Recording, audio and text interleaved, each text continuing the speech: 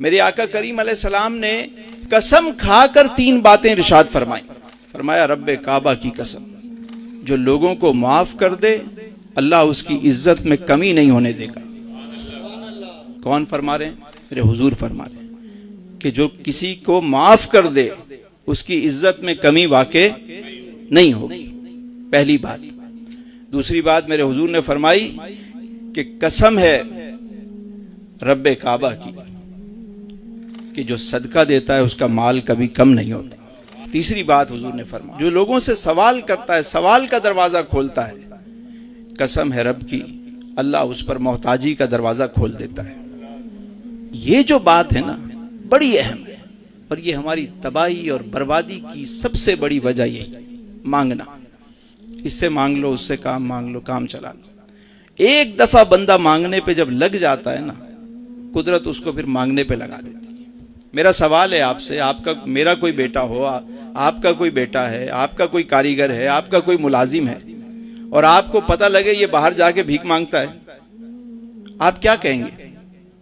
کیا کریں گے اس کے ساتھ؟ یہی کریں گے نا، اس کو بلائیں گے، تجھے مانگنا تھا مجھ سے مانگتا، لوگوں سے مانگ رہا تھا. آپ کی غیرت یہ گوارا کرے گی کہ آپ کا کوئی عزیز جا کے کہیں مانگے؟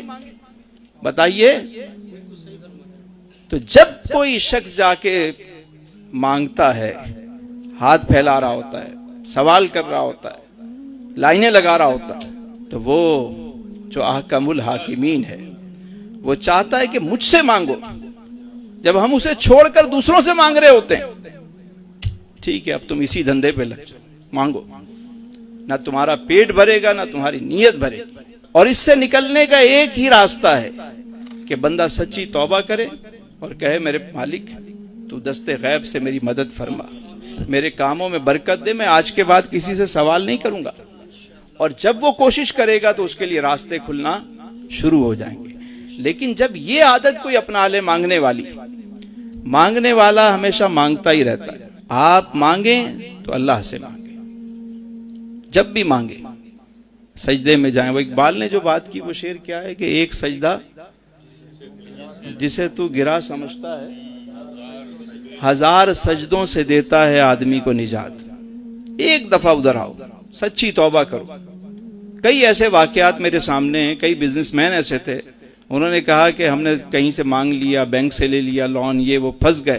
لیکن جب ہم نے سچی توبہ کی اور اللہ سے دعا کی اور کوشش شروع کی، اللہ نے ہمارے کام میں برکت ڈال دی.